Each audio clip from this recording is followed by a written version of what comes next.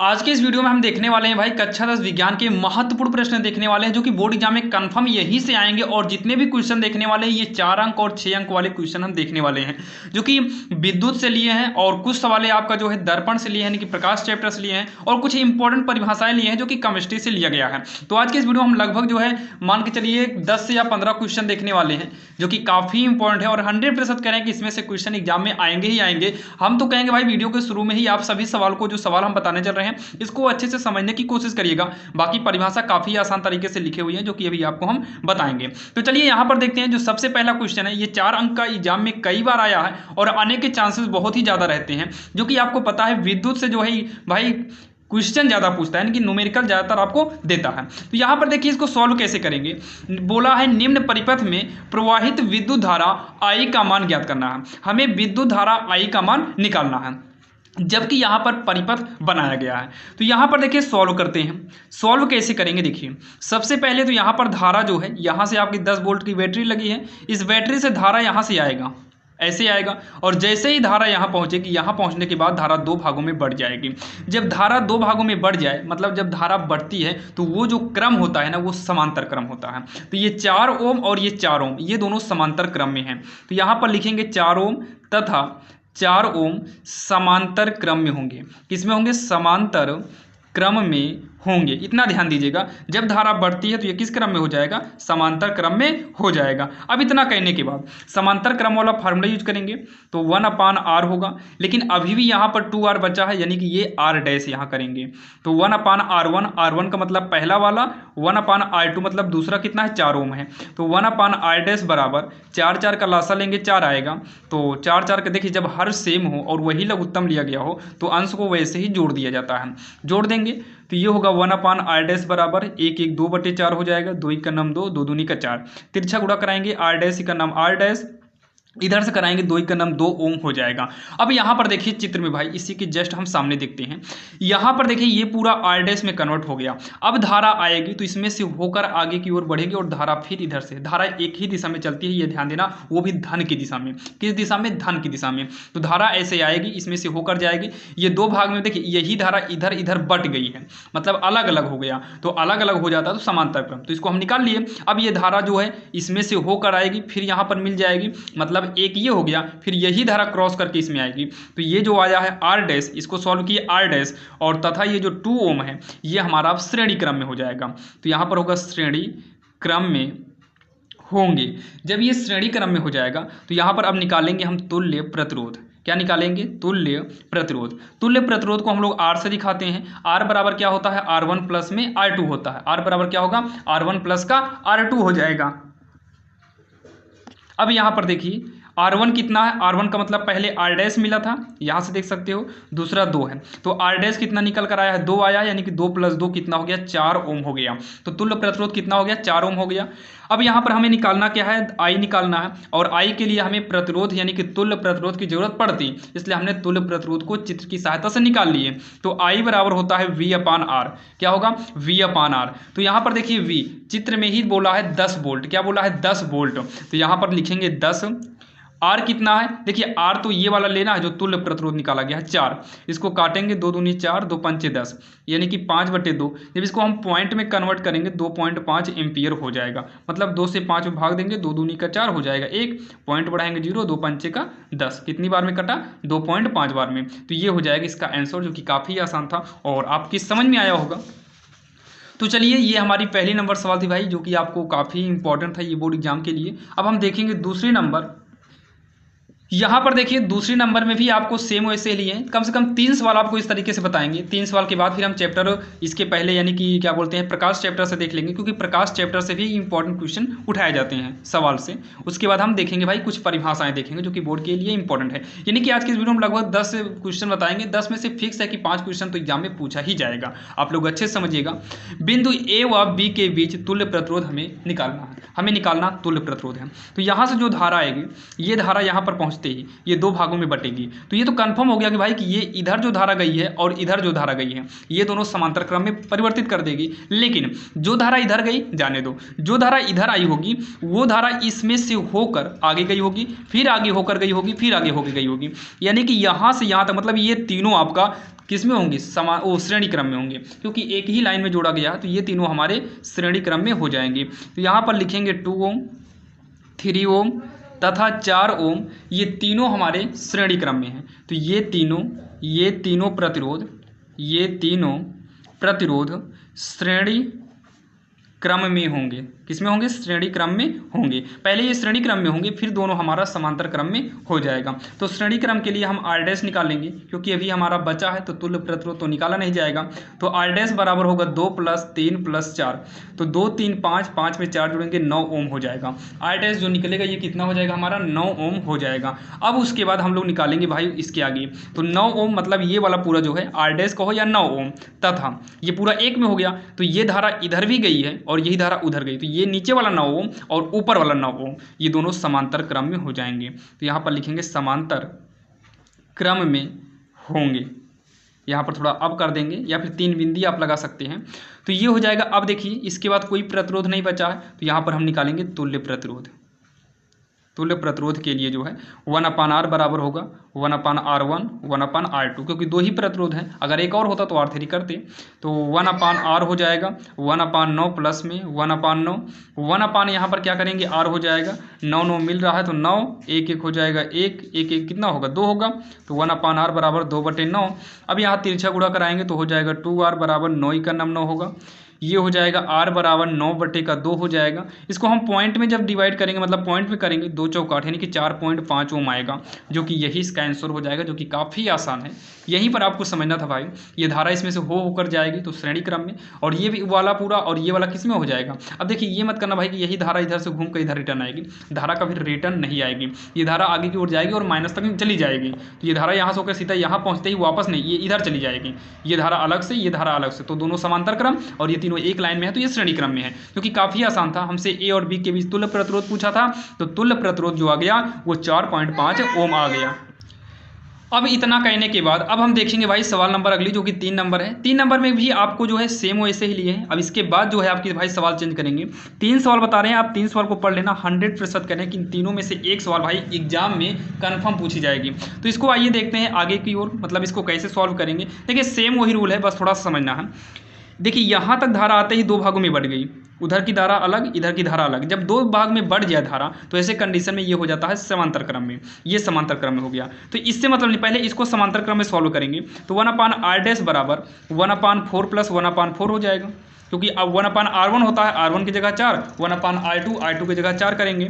तो 1/R' बराबर 4 4 match कर रहा है, तो ऊपर एक कितना हो जाएगा 2 हो जाएगा, 2 का नाम 2, 2 दूनी का 4, तो R' का नाम R', इधर से करेंगे 2 का नाम 2, ये वाला हमारा हो गया। ये तो अकेले है, कोई बात नहीं, छोड़िए।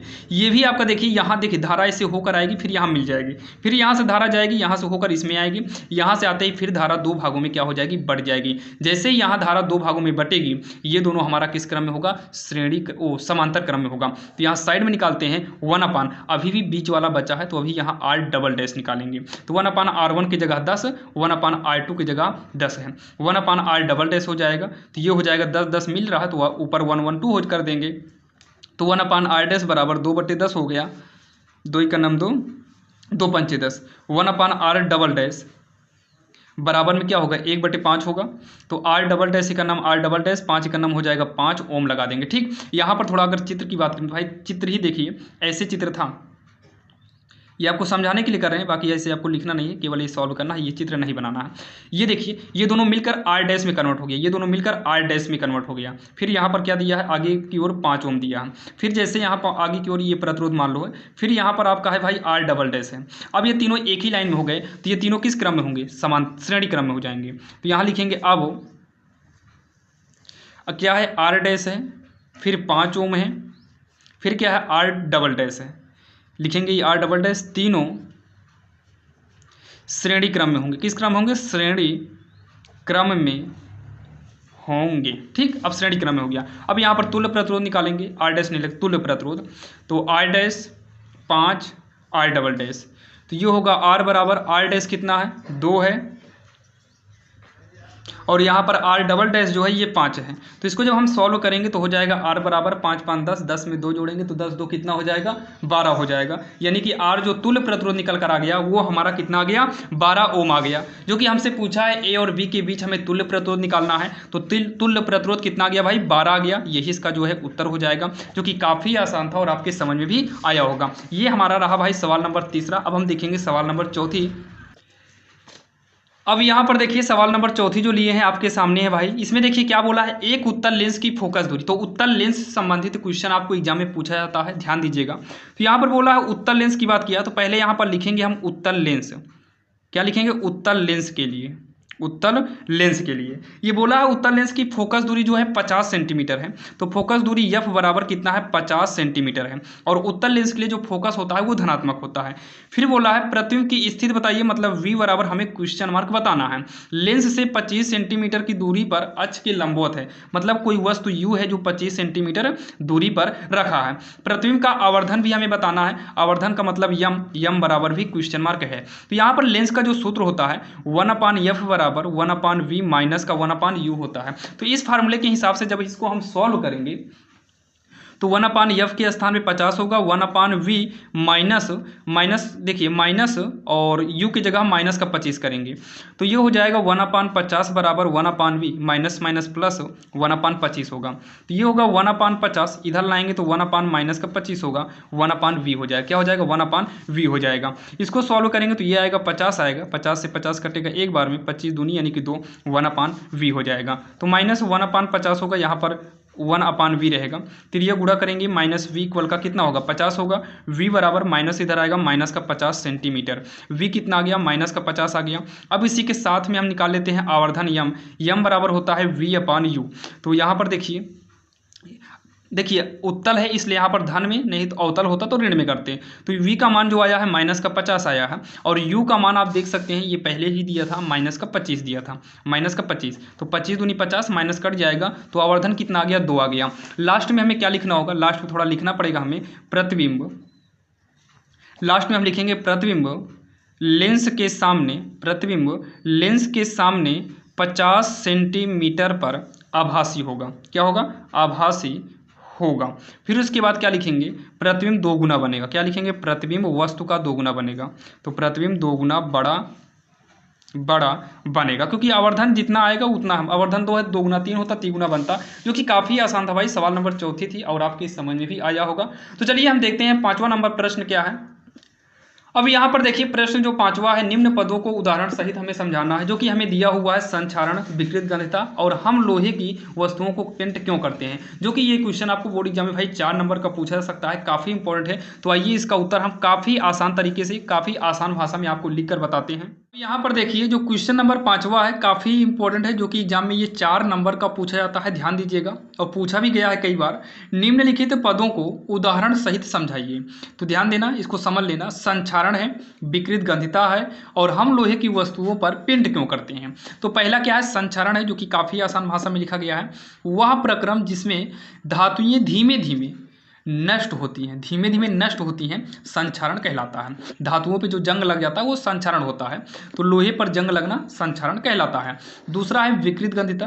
तो भोजन में तेल वसाओं के ऑक्सीजन के परिणाम स्वरूप, मतलब भोजन में जो तेल वसा के कारण जो उसमें ऑक्सीजन आती है और उसकी वजह से जो गंध आता है, परिणाम स्वरूप गंध विकृत गंधिता कहलाती है, विकृत गंधिता कहलाती है। तीसरा क्वेश्चन है हम लोहे की वस्तुओं को पर पेंट क्यों करते हैं।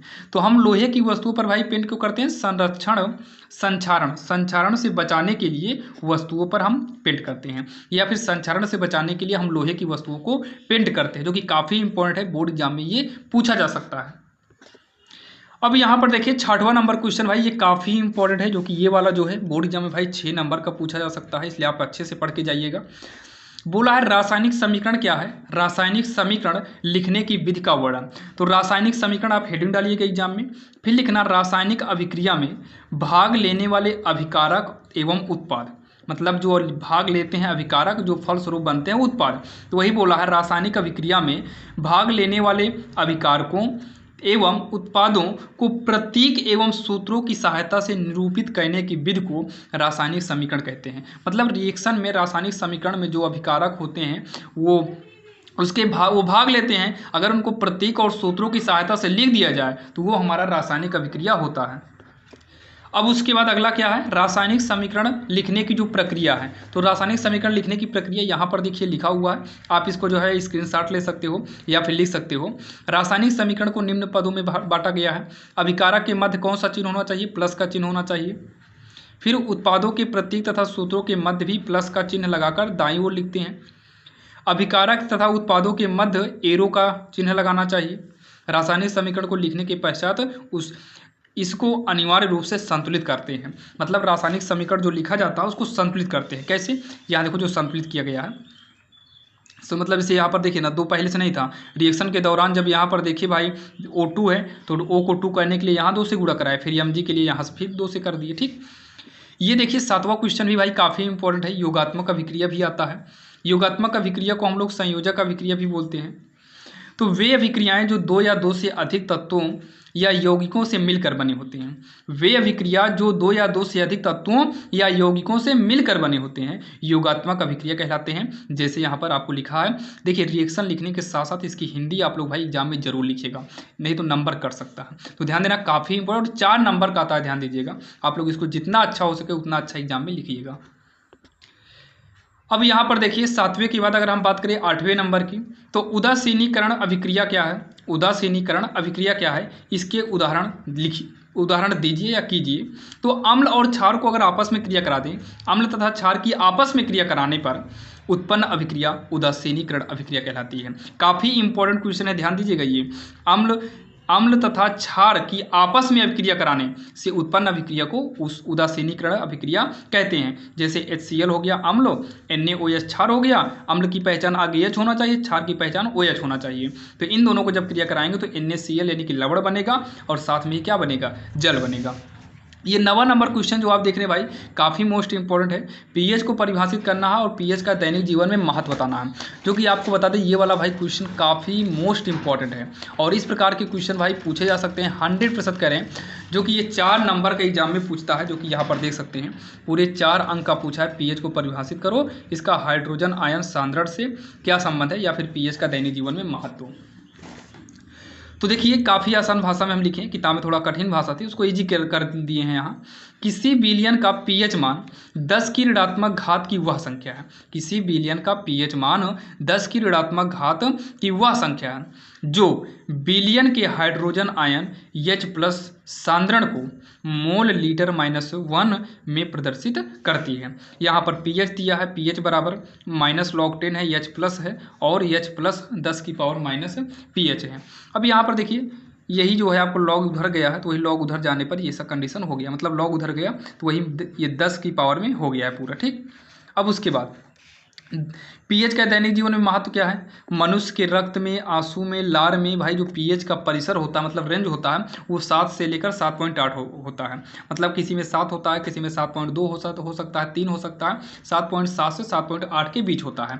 मिट्टी का पीएच मान इस प्रकार है, ना तो वो अम्लीय होता है ना तो क्षारीय होता है, मतलब बीच में है, जिससे पौधे भाई आसानी से जीवित रह लेते हैं। उसके बाद क्या है तीसरा, पाचन क्रिया में मदद कौन करता है। पाचन क्रिया में भी मदद पीएच करता है, क्योंकि पाचन में जो लार होता है भाई पीएच सब में रहता है, तो पीएच यहाँ पर मतलब यही लिखा गया है, पाचन क्रिया में मदद करता है। तो जैसे कि भाई आज की इस वीडियो में आपको हमने टोटल 9 क्वेश्चन बताए हैं। आप इस 9 क्वेश्चन को पढ़िएगा, 3-4 सवालें थी, अगर आप इन सबको पढ़ लेते हैं, समझे होंगे, तो कंफर्म कह रहे हैं कि इस 9 में से भाई 4-5 क्वेश्चन तो एग्जाम में कंफर्म उठाए जाएंगे। ये नहीं कहेंगे भाई कि 100% उठाया जाएगा, लेकिन हाँ 4-5 क्वेश्चन तो कंफर्म उठाया जाएगा, क्योंकि हम जितने भी क्वेश्चन लिए थे भाई सभी इंपॉर्टेंट क्वेश्चन थे।